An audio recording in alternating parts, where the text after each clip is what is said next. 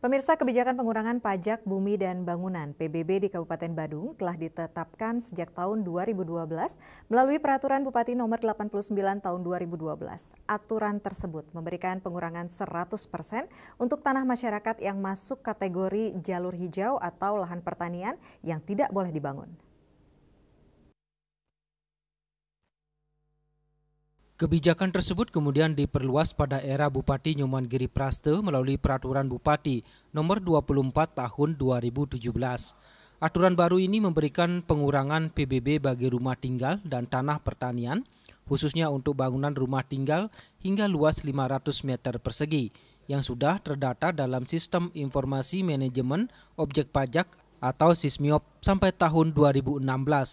Rumah tinggal dengan luas di atas 500 meter persegi juga tetap berhak mendapat keringanan selama benar-benar dimanfaatkan untuk tempat tinggal dan bukan untuk kepentingan komersial. Meski demikian, keringanan tidak berlaku apabila penggunaan tanah atau bangunan berbeda dengan data yang tercatat dalam SISMIOP. Selain pengurangan PBB, pemerintah Kabupaten Badung juga menetapkan nilai jual objek pajak atau NJOP dengan prinsip keadilan. Penetapan NJOP disesuaikan dengan harga pasar di wilayah setempat, terutama di kawasan pariwisata atau daerah komersial yang memiliki nilai tanah tinggi. Dengan NJOP yang sekarang, dan Bapak Ibu sudah tahu semua, artinya bahwa dalam penentuan NJOP tentu kita mempertimbangkan dari aspek harga pasar, harga pasar tanah. Dan kita tahu di daerah-daerah pariwisata, di daerah pengawas di kampung saya, dan sekarang sudah berkembang di Canggu, dan beberapa daerah tertentu yang berkembang pariwisatanya sudah berani tentu harga-harga pasar tanah pasti meningkat. Tidak fair dong kalau seandainya di tempat-tempat itu NJOP-nya rendah. Tidak fair.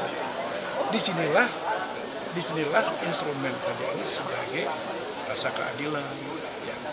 Keadilan antara dengan pertanian dengan yang komersial. Tidak ada perbedaan. Seperti yang saya sampaikan, tidak fair dong kalau seandainya di harga-harga tanah yang tinggi itu NJOP-nya rendah. Penyesuaian NJOP di daerah berkembang diharapkan dapat memberi kontribusi positif terhadap pendapatan daerah. Peningkatan ini akan digunakan untuk membiayai pembangunan di Kabupaten Badung. Yana, Bali TV.